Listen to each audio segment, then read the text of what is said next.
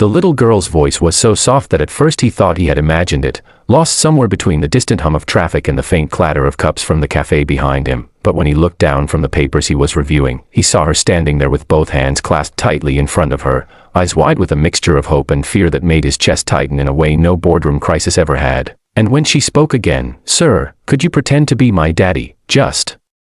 for one day?"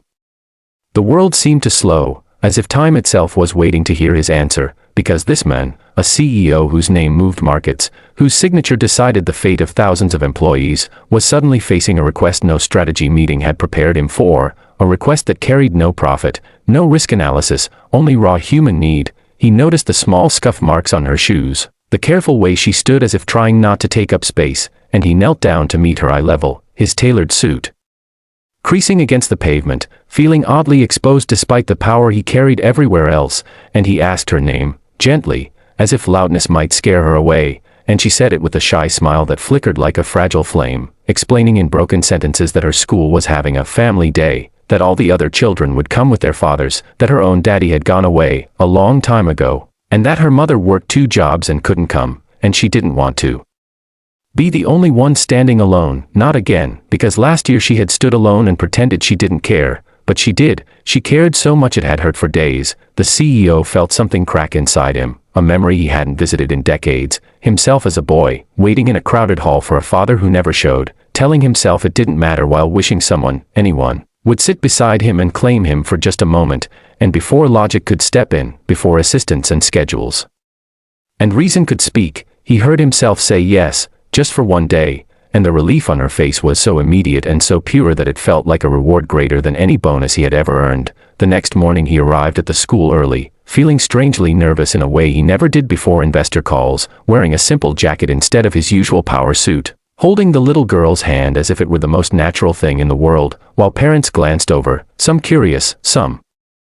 smiling, and she introduced him proudly to her friends as "my daddy," the word landing between them with a weight he hadn't expected, and he played along, kneeling to listen to her stories, clapping too loudly during performances, laughing freely, forgetting for hours that he was supposed to be someone important, because in that small universe he was only important to her. When the games ended and families sat together for lunch, she leaned against his arm, completely trusting, and talked about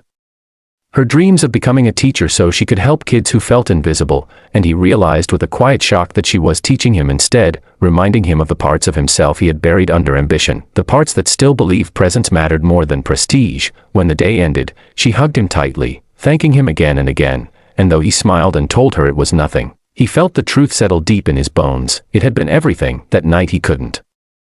sleep, replaying the way she had looked at him with pride, and by morning he had made a decision that would shock his board more than any unexpected merger, because he didn't just arrange help or charity, he chose involvement, ensuring her mother had support, flexible work, and stability, visiting often, not as a savior, but as a constant, until pretend quietly disappeared from the role he played, and years later, when that little girl stood on a graduation stage and scanned the crowd until